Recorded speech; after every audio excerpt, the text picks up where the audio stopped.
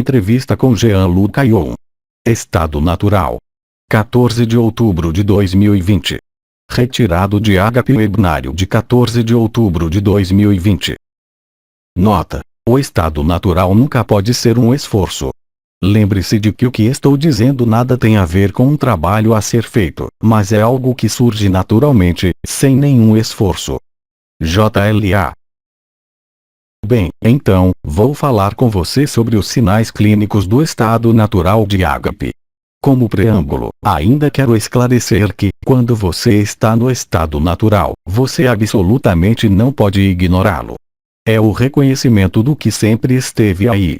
Então aquele que o vive, ele não tem nenhuma dúvida, ele pode ter dúvida sobre sua saúde, sobre o que vai acontecer, mas não sobre o que é. A propósito, é muito engraçado. Se posso dizer por 2 anos, devo ter recebido milhares de mensagens, de pessoas me perguntando se são Agape.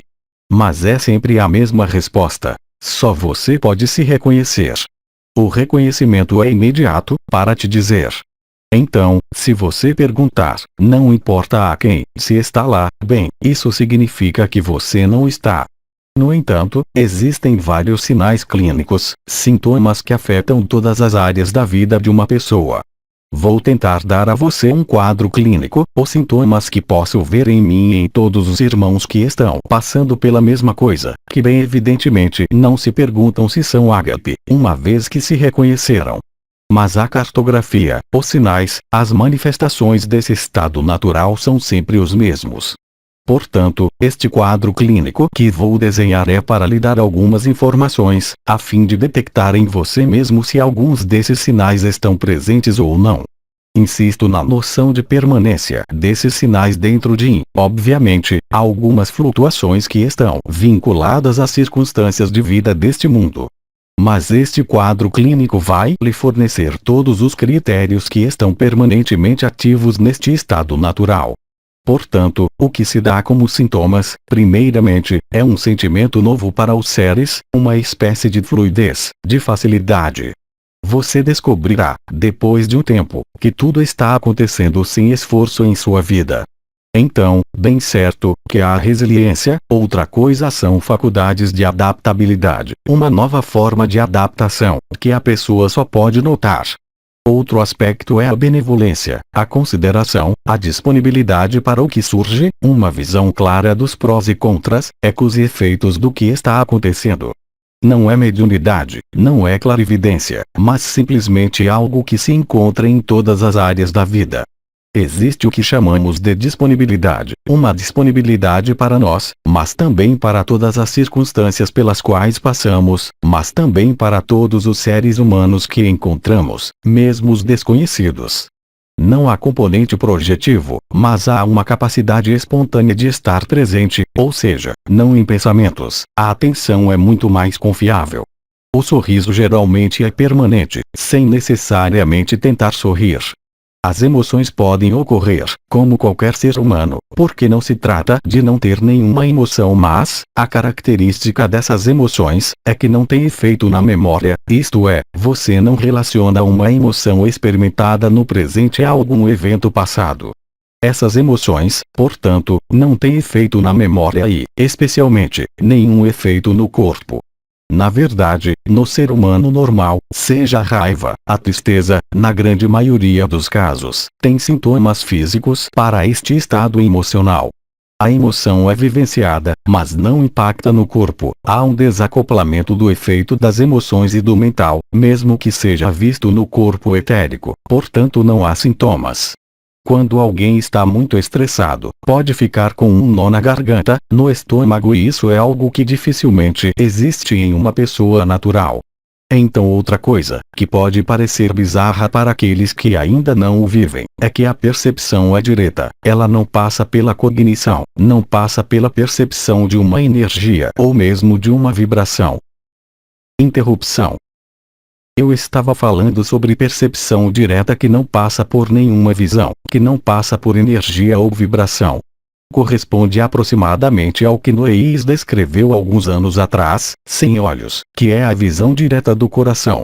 É mais ou menos o mesmo princípio quando digo a você, eu falo sem pensar, eu deixo os pensamentos se desenrolarem sem qualquer intervenção. O que foi chamado, eu creio que por nós, de a visão do coração. Assim, também notamos claramente uma espécie de nivelamento, de regulação dos relevos salientes da personalidade.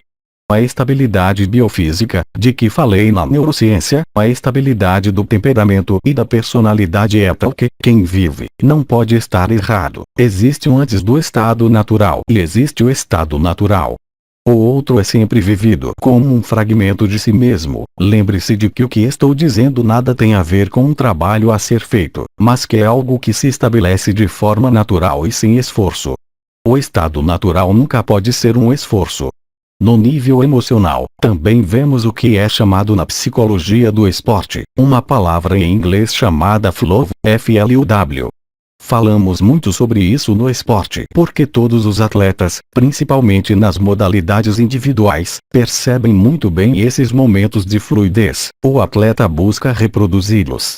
Darei a você a definição precisa depois, mas no estado natural o fluxo é quase constante. Quando você o perde, você o sente instantaneamente e a retificação dos pensamentos ou emoções presentes naquele momento traz espontaneamente de volta ao fluxo. Então o flow é o atleta que dá certo em tudo, por exemplo, para um tenista porque eu também gosto muito de trabalhar na psicologia do esporte e no coaching esportivo, o atleta que já viveu isso, nunca esquecerá. É o momento em que ele transcende sua técnica, é o momento em que os golpes são desferidos espontaneamente e todo esportista profissional real convive com todo esse treinamento, esses preparativos mentais ou outros para estabelecer esse fluxo. Porque quando você está nesse fluxo, a eficiência neurobiológica é máxima. O fluxo é essa eficiência neurobiológica máxima.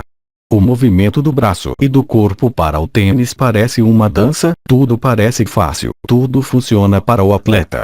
Portanto, na psicologia do esporte, não tentamos trabalhar a técnica. Em geral esses atletas de alto nível dominam a técnica, mas como eles não estão em um estado natural, tentam desencadear esse estado novamente por meio de técnicas que são chamadas de preparação mental. É uma técnica de terapia cognitiva onde o atleta tentará se conectar, para reviver aqueles momentos de fluxo que experimentou no passado ou no momento presente. Usa técnicas de respiração, visualização, enfim, é o trabalho do treinador mental ou do preparador mental que hoje ocupa um lugar preponderante no acompanhamento de atletas. Então, para quem está em estado natural, o fluxo se manifesta de forma espontânea e simplifica a vida, pois as sincronicidades, os dons, os reajustes de si são feitos por eles mesmos, sem esforço, ao contrário do esporte. Na verdade, a máxima eficiência neurobiológica é um estado de máxima eficiência com mínimo gasto de energia. Por isso os atletas que estão no fluxo não sentem fadiga, eles se banham em um banho de endorfina e para eles também nestes momentos, no banho de dopamina, que recordo que está ligado à procura de novidades. É quando o atleta está mais próximo do instante presente. Em todos os desportos dizem-nos a mesma coisa, por isso, como muitas vezes não conhecem a palavra flow, todos nos dizem a mesma coisa. Vivi este jogo no estado de graça e de descontração, sem esforço. Infelizmente, com o atleta, isso não dura. É um pouco o que se sente no estado natural, a graça é quase constante em todos os níveis. O mental não dirige mais a pessoa, ele é visto pelo que é, uma ferramenta que nos é útil quando precisamos entender coisas que queremos entender, mas fora disso, o mental não secreta mais ideias, pensamentos, isso vai fortalecer a disponibilidade no momento presente. O corpo, seja qual for a sua idade, recupera um funcionamento harmonioso. Eu chamo isso de flexibilidade e elasticidade. Na verdade, não pode mais haver ansiedade, não pode mais haver estresse, independentemente da natureza do estresse, é claro, porque o estresse representa várias causas e várias expressões. Não tenho tempo para entrar em detalhes sobre isso, apenas saiba que existe estresse bom e estresse ruim. Falamos em inglês de eustress ou vice-versa de distress, então em bom estresse. Interrupção.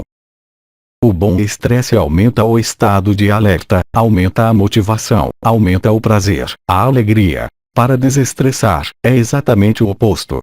Você perde seus meios, fica menos eficiente, o mental fica menos claro. O gerenciamento do estresse, seja para a pessoa física ou jurídica, é um conhecimento essencial. Conforme eu tiver tempo, vou qualificar os diversos estresses para você. Portanto, além do estresse bom e ruim, também determinamos um nível geral de estresse. Nós determinamos o estresse cognitivo. Há pessoas que são muito boas nisso. São os próprios pensamentos que geram estresse, independentemente de qualquer situação estressante. O mais importante, outro elemento importante, qual é a natureza de sua resposta ao estresse? E isso é independente da quantidade de estresse bom ou ruim. Foi encontrado, há muito tempo, por um pesquisador chamado Henry Laborit, que dizia que diante de uma situação estressante, o indivíduo tem apenas 3 opções. Eu já mencionei: a fuga, a luta ou a negação. É a negação do estresse que desencadeia essa terrível doença conhecida como burnout, síndrome do esgotamento profissional, em português. Aí está, eu poderia falar com você por uma semana sobre estresse.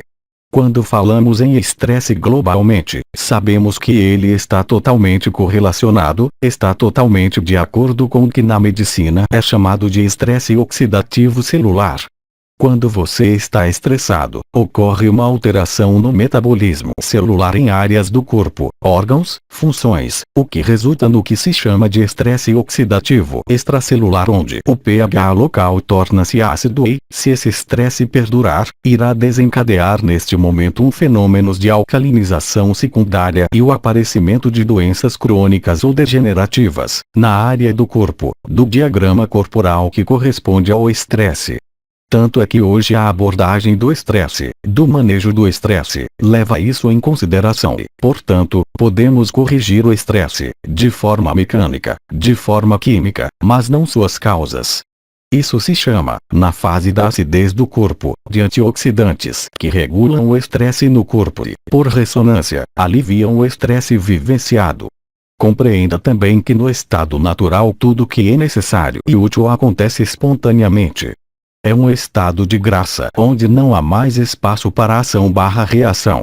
O sofrimento não está mais ativo no nível do ser. É claro que a dor pode existir, a dor física, mas não haverá sofrimento. Enquanto classicamente em qualquer ser humano, o sofrimento é dor e a dor é também um sofrimento. A dor no estado natural não envolve nenhum sofrimento, mas é a mesma dor. Já te disse, houve um desacoplamento de emoções, que não causam mais danos ao corpo e, portanto, não há mais estresse oxidativo.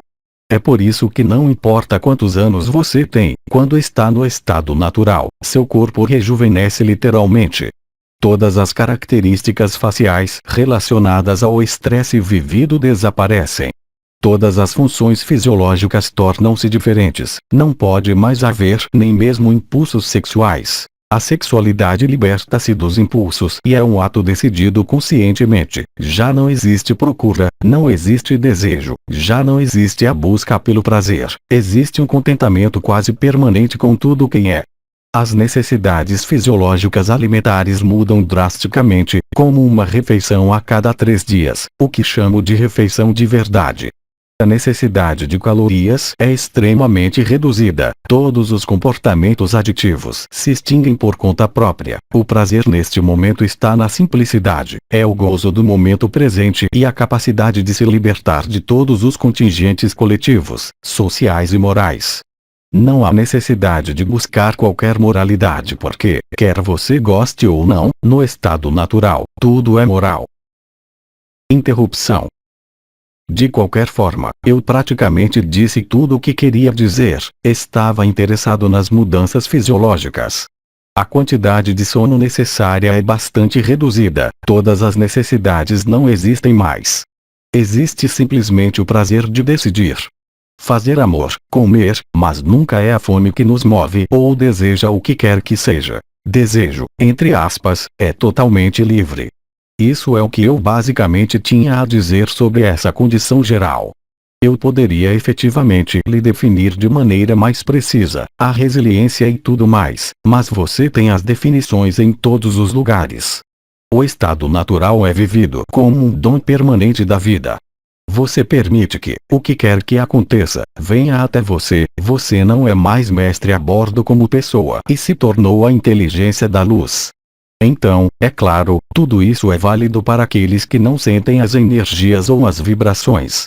Da mesma forma que quando você sente as energias e as vibrações, há uma série de manifestações para esses irmãos e irmãs que são um calor na caixa torácica, a respiração do coração que parece ocorrer em vários estágios e não mais em 2 estágios, um estado em que, muitas vezes, se está no limite de uma sensação de êxtase. Não há mais necessidade ou desejo de meditar, orar ou qualquer coisa. Sua vida é oração, você está naquele momento de liberdade interior. Você é obrigado a constatar que todos os setores de sua vida se iluminam, mesmo se você estiver morrendo de uma doença. Toda essa sintomatologia, todos esses sinais clínicos, eu realmente os identifiquei em todas as pessoas que geralmente estão despertas e sem esforço.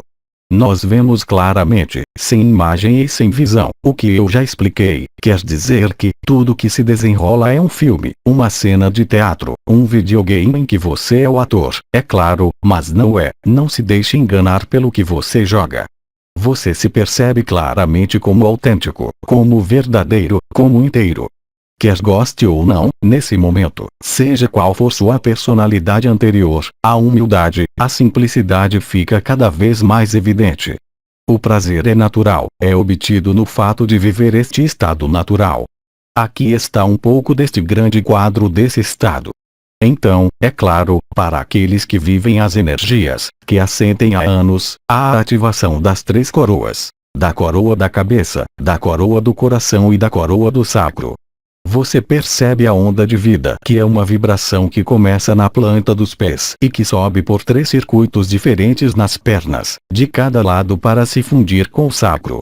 Você facilmente sente as energias fluindo através do que é chamado de Kundalini, que é chamado de canal do éter. Você não precisa mais de uma visão, não precisa mais de um cenário, não precisa mais planejar e antecipar, a menos, claro, que tenha que viajar, comprar uma passagem de trem. Essa é a lógica normal. Então aqui está o esboço do que eu queria dizer a você. Blog, Apoteose Live. Transcrição do áudio, equipe Ágape. Tradução, Marina Marino.